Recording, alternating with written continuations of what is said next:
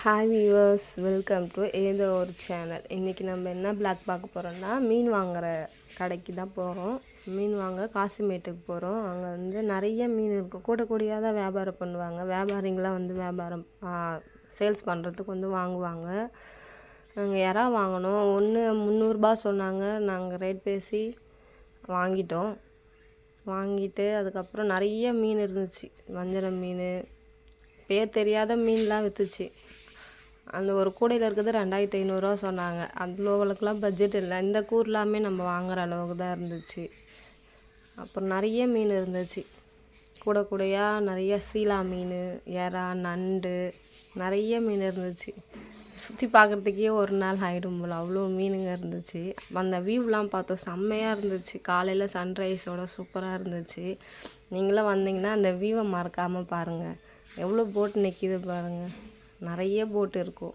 இப்போ வீட்டுக்கு வாங்கிட்டு வந்தாச்சு. வாங்கிட்டு வந்து அந்த இறா ஃபுல்லாக க்ளீன் பண்ணணும். 1 மணி நேரம் ஆச்சு அந்த இறா நாங்கள் க்ளீன் பண்ணுறதுக்கு. க்ளீன் பண்ணிவிட்டு சமைக்க ஆரம்பிக்கணும். ஃபுல்லாக அந்த நடுவில் வேறு செகப்பேரெல்லாம் நிறைய இருந்துச்சு. கொஞ்சம் சின்னதாகவும் இறா இருந்துச்சு, பெரிய இறாவும் இருந்துச்சு. அதை பொறுமையாக உட்காந்து அது உள்ளே இருக்கிறதெல்லாம் அந்த குடல் அந்த மண் மாதிரி இருக்கும், அதை அப்படியே சமைக்கக்கூடாது. உள்ளே இருக்கிறது எல்லாமே எடுக்கணும். எடுத்துட்டு க்ளீன் பண்ணி கழுவுறதுக்கே எங்களுக்கு 1.5 மணி நேரம் ஆயிடுச்சு கரெக்டாக. அந்த சின்ன அன்னக்குண்டானில் ஒரு ஃபுல்லாக வந்துச்சு. 300 வாங்கலாம். நம்ம இங்கே வெளியில் எங்கன்னா வாங்கினா அவ்வளோ தூரம் வாங்க முடியாது. காசிமேடு தான் மீன் வாங்க பெஸ்ட்டு. அப்புறம் அது இல்லைன்னா காவாங்காரை. நாங்கள் ஒரு நாள் காவாங்காரை போயிட்டு அங்கே போய் வீடியோ எடுத்து போடுறேன். அங்கேருந்து மீன் எவ்வளோ சேல்ஸு, எவ்வளோ நிறைய. அங்கேயும் அது மாதிரி தான் ஆந்திரா சைடு மீன்லாம் அங்கே வரும். அங்கேயும் மீன் கொஞ்சம் சீப் அண்ட் பெஸ்ட்டாக தான் இருக்கும். இறாவை நல்லா க்ளீன் பண்ணிட்டு மஞ்சத்தூள் போட்டு நல்லா கழுவணும். அதில் இருக்கிற குடல்லாம் நல்லா எடுத்துட்டு சுத்தமாக கழுவணும். இல்லைன்னா சாப்பிடும்போது நரன்னு இருக்கும். பாட்டாக தான் நாங்களே அதை ஆஞ்சோமே. ரொம்ப கஷ்டமாக இருந்துச்சு. கையை வேற வலிச்சுது. அந்த மசாலா வந்து அது கூட இஞ்சி பூண்டு பேஸ்ட்டு, தனி மிளகாத்தூள், கரம் மசாலா போட்டு இறாவை நல்லா கழுவிட்டு ஊற வச்சிடணும். ஊற வச்சா தான் அந்த இறா பிரியாணிக்கு கொஞ்சம் டேஸ்ட் நல்லா வரும். இல்லைன்னா அப்படியே வெள்ளையாக போட்ட மாதிரியே இருக்கும். மீன் எப்படி அவிச்சு போடுறோமோ அது மாதிரி தான் இருக்கும். இப்போ நம்ம காய்கறி கட் பண்ணலாம். ஃபஸ்ட்டு வெங்காயம் கொஞ்சம் சாப் பண்ண மாதிரி கட் பண்ணிக்கணும். அப்புறம் தக்காளி, பச்சை மிளகா, புதினா, பிரியாணிக்கு நம்ம ஆஸ் யூஷுவலாக எப்படி போடுவோமோ அதெல்லாமே போட்டுக்கலாம். எல்லாத்தையும் சாப் பண்ணி எடுத்து வச்சுக்கிட்டு அதுக்கு தேவையான மசாலாலாம் ரெடி பண்ணி வச்சுக்கணும். வெங்காயம் வந்து பிரியாணிக்கு அரிக்கிற மாதிரியே அரிஞ்சிக்கோங்க. அப்போ தான் நல்லா அந்த கண்ணாடி பதம் வரும். ரொம்ப பொடியாக அரிஞ்சிட்டோன்னா கரைஞ்சிரும் எல்லாம். நல்லா இந்த தொக்குக்கு இந்த மாதிரி நீட்டாக தான் அரியணும். அரைஞ்சிட்டு இறா மசாலா ரெடி பண்ணி ஊற வச்சோல்ல, அது கொஞ்ச நேரம் ஒரு 10 நிமிஷம் ஃப்ரிட்ஜில் வச்சுருங்க. அந்த வெங்காய தக்காளியெல்லாம் கட் பண்ணுற நேரத்துக்கு. அப்புறம் இறா பிரியாணியில் வந்து இறா வந்து நம்ம ஃப்ரை பண்ண போகிறோம். ஃப்ரை பண்ணுறதுக்கு அந்த மசாலா ஊறி ஃப்ரிட்ஜில் இருக்குது பார்த்திங்களா, அதை எடுத்து சமைக்கிறதுக்கு முன்னாடி கொஞ்சம் எடுத்து வச்சிடணும். யாராவது எடுத்து வச்சோம்னா அடுப்பு பற்ற வச்சுக்கோங்க. பற்ற வச்சுட்டு பாத்திரம் நான்ஸ்டிக் தவா வச்சுருக்கேன். நீங்கள் பிரியாணி செய்கிற பாத்திரம் கூட வச்சுக்கலாம். அது நல்லா காயணும். காய்ஞ்ச உடனே தண்ணியில் ஒரு சொட்டு கூட இருக்காது. காய்ஞ்ச உடனே எண்ணெய் ஊற்றிக்கோங்க. ஒரு 4 ஸ்பூன் யாராவது வறுக்கிற அளவுக்கு எண்ணெய் நல்லா காயட்டும். காய்ஞ்ச உடனே இறாவை போட்டுக்கலாம். நம்ம இப்போ அந்த இறா ஃபுல்லாக அந்த பாத்திரம் ஃபுல்லாக வர மாதிரி அகலமாக இருக்குது பாத்திரமாக எடுத்துக்கோங்க. வறுக்கிறதுக்கு கொஞ்சமாக போட்டுட்டு அதை போட்ட உடனே திருப்பக்கூடாது. கொஞ்சம் நேரம் டிஸ்டர்ப் பண்ணாமல் வச்சுருங்க. கை தெரிக்கும், பார்த்து பொறுமையாக பண்ணுங்கள். இறா நல்லா ஸ்ப்ரெட் பண்ணி விட்டுக்கலாம். நம்ம இப்போ கரண்டி வச்சு நான்ஸ்டிக் தவான்றதுனால மரக்கரண்டி மட்டும்தான் யூஸ் பண்ண முடியும். அதனால் பார்த்து கேர்ஃபுல்லாக இது பண்ணணும். உடனே கிண்ணி விட்டானா மசாலா ஒட்டாது. கொஞ்சம் நல்லா ஃப்ளட் பண்ணி விட்டுக்கணும். எல்லா இடத்துலையும் நல்லா ஸ்ப்ரெட் பண்ணி விட்டுக்கிட்டு கொஞ்சமாக ஆயில் மேலே தேவைப்பட்டால் ஊற்றிக்கோங்க, இல்லைன்னா வேண்டாம். ஒரு 5 நிமிஷம் அப்படியே வேகட்டும். வந்தோடனே நம்ம லைட்டாக திருப்பி போட்டுக்கலாம். நல்லா வெந்த உடனே கொஞ்சம் இந்தாண்ட சைடு 2 சைடு நல்லா கொஞ்சம் வேகிற மாதிரி திருப்பி போட்டுக்கோங்க. லைட்டாக வெந்த தண்ணி பதம் வந்தோடனே அது லைட்டாக யாராவது தண்ணி விடும். அந்த ஸ்டேஜுக்கு நம்ம யாராவது வந்து எடுத்து வச்சிடணும். எடுத்து வைக்கிறதுக்கு முன்னாடி கொஞ்சம் எல்லாம் வெந்திருக்கான்னு 2 சைடு பார்த்துக்கோங்க. லைட்டாக வெந்தால் போதும், தண்ணி விடுற அளவுக்கு வெந்துருச்சு. நம்ம எடுத்து ஒரு பாத்திரத்தில் மாற்றிக்கலாம்.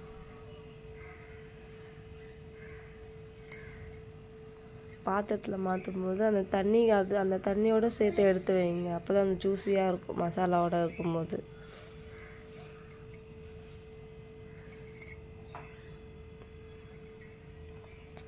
எடுத்து வச்சுட்டு அந்த தண்ணி அதிலே ஊற்றுனதுக்கு அப்புறமேட்டு பாத்திரத்தை வச்சுக்கலாம். அதே பாத்திரத்தை வச்சுக்கோங்க.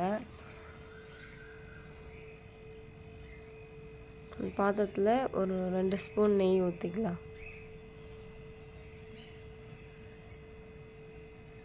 நெய் ஊற்றுறதுக்கு முன்னாடி அந்த பட்டை, லவங்கம், ஏலக்காய், பிரிஞ்சி இலை 3 எடுத்து வச்சுருப்போம்.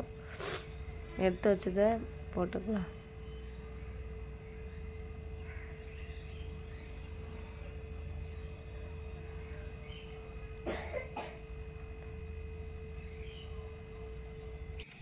நெய் நான் 2 ஸ்பூன் ஊற்றினோடனே நல்லா காஞ்சோடனே பட்டை, லவங்கம், ஏலக்காய், சோம்பு இருந்தால் போட்டுக்கோங்க, இல்லைன்னா வேண்டாம். நல்லா அது கொஞ்சம் மசாலா ஸ்ப்ரெட் பண்ணுற மாதிரி வதக்கிட்டு வெங்காயம், பச்சை மிளகாய் அது கூட சேர்த்து போட்டுக்கோங்க.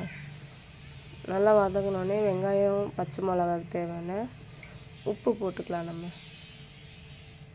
கண்ணாடி பார்த்து நல்லா வதங்கணும். வெங்காயம் நல்லா திருப்பி விட்டு வதக்கி விட்டு எண்ணெய் நம்ம இதில் கொஞ்சமாகவே சேர்த்துக்கலாம், நான்ஸ்டிக் தவான்றதுனால. இஞ்சி பூண்டு பேஸ்ட்டு ஒரு 2 ஸ்பூன் போட்டுக்கலாம். ஏன்னா இறாலையும் நம்ம போட்டிருக்கோம், அதனால் கொஞ்சமாகவே போட்டுக்கலாம். இஞ்சி பூண்டு பேஸ்ட்டு பச்சை வாசனை ஓரளவுக்கு நல்லா வதக்கிக்கோங்க. வதக்கினோடனே ஒரு கை புதினா, ஒரு கை கொத்தமல்லி 2த்தையும் போட்டுக்கோங்க. அது கொஞ்சம் வதங்கட்டும்.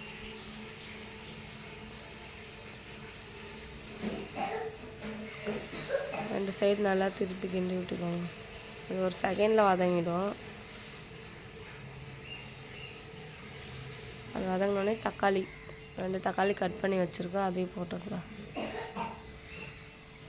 தக்காளி நல்லா வதங்கட்டும். இப்போ தக்காளி, வெங்காயம், இஞ்சி பூண்டு பேஸ்ட்டு, கொத்தமல்லி அதெல்லாம் நல்லா வதங்கி தொக்கு மாதிரி வரணும். அது வதங்கிறதுக்கு ஒரு 5 நிமிஷமாச்சும் ஆகும். நல்லா வதங்கட்டும்.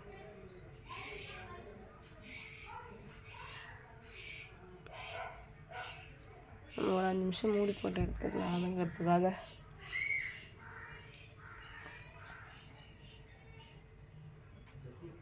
ஓரளவுக்கு வதங்கியிருக்கு, இன்னும் கொஞ்சம் வதங்கட்டும்.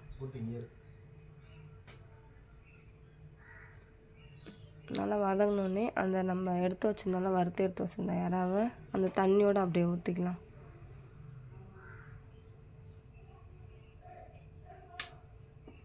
ஊற்றிட்டு நல்லா ஃபுல்லாக கிண்டி விட்டுக்குவாங்க. அந்த மசாலாவும் இந்த மசாலாவும் கொஞ்சம் வேகணும். வேகிறதுக்கு ஒரு 2 நிமிஷம் டைம் கொடுத்து கரம் மசாலா, சிக்கன் அந்த பிரியாணி மசாலா, தனி மிளகாய் தூள் இது 3 போட்டுக்கோங்க. நல்லா மிக்ஸ் பண்ணிக்கோங்க. நல்லா மசாலாவும் எல்லாம் ரெண்டு மசாலாவும் நல்லா மிக்ஸ் ஆகிற அளவுக்கு நல்லா கிண்டிட்டு அது வெந்த உடனே இந்த மாதிரி ஸ்டேஜுக்கு ஆகும் தொக்கு மாதிரி. அப்படியே சாப்பிட்லான் தான் தோணும், ஆனால் சாப்பிடக்கூடாது. பிரியாணி வேணும்னா சாப்பிடக்கூடாது. தயிர் ஊற்றிக்கோங்க. நம்ம யாராலையும் தயிர் ஊற்றிருக்கோம், அதனால் ஒரு 2 ஸ்பூன் தயிர் இருந்தால் போதும், புளிப்புக்கு ஏற்ற டேஸ்ட்டு. நல்லா மிக்ஸ் பண்ணிக்கோங்க. நம்ம செய்யும் போதே அந்த பிரியாணி ஃப்ளேவர் ஸ்மெல் வரும். இப்போவே ஸ்டார்டிங்கில் ஒரு 1/2 லெமன் ஜூஸ் புழிஞ்சிக்கலாம்.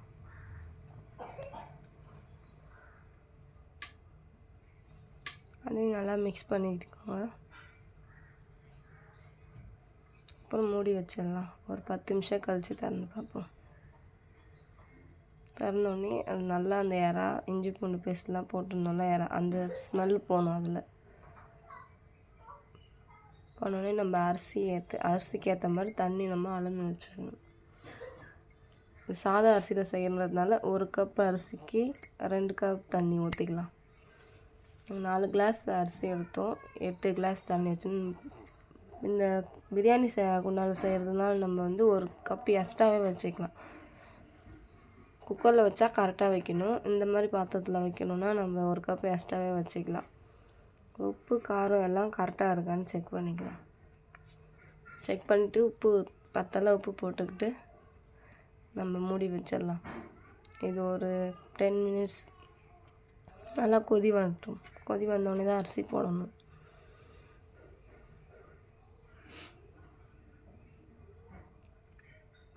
வேலை வாய்ஸ் அடிக்கடி கேட்கும், அவனுக்கு இருமல் அதிகமாக இருக்குது. அதனால் தண்ணி நல்லா கொதிச்சிருச்சு. கொதிச்சோடனே நம்ம அரிசி கழுவி வச்சுருக்கோம், அதை போட்டுக்கலாம்.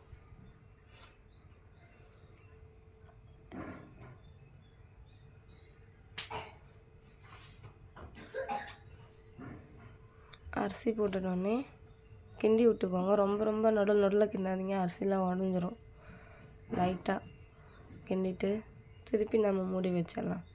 குக்கர்னால் ஒரே தடவை மூடி வச்சிடலாம். ஆனால் இது கொஞ்சம் அடிக்கடி எடுத்து அடி பிடிச்சிருக்கா என்ன, தண்ணி போதுமா என்ன ஏதுன்னு பார்த்துக்கணும். லாஸ்ட்டாக ஒரு தடவை டேஸ்ட்டு பார்த்துக்கலாம், அதுக்கப்புறம் எதுவும் போட முடியாது. உப்புலாம் மூடி வச்சிடலாம். ஒரு 10 நிமிஷம் கழித்து திறந்து பார்க்கலாம் அரிசிலாம் எப்படி வெந்திருக்குன்னு. ஓரளவுக்கு வெந்திருக்கு, ஆனால் இன்னும் வேகணும். வெந்தோடனே நம்ம பார்க்கலாம். திருப்பி மூடி வச்சிடலாம்.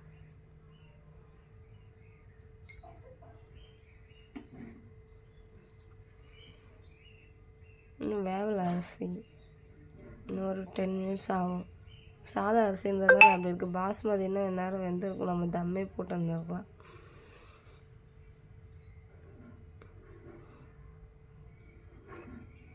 சாப்பாடு வந்துருச்சு என்னன்னு பார்க்கலாம். அடி பிடிக்கல. நான்ஸ்டிக் தவாவில் செய்யறது எப்பவுமே அடி பிடிக்காது. இதை வேணால் ட்ரை பண்ணி பாருங்க. நம்ம சாதா குண்டால செய்யறதுக்கும் லைக் பண்ணுங்க, ஷேர் பண்ணுங்க, மறக்காம சப்ஸ்கிரைப் பண்ணுங்க. தேங்க்யூ. இன்னும் ஓரளவுக்கு இதுவாக இருக்குது. இந்த ஸ்டேஜில் நம்ம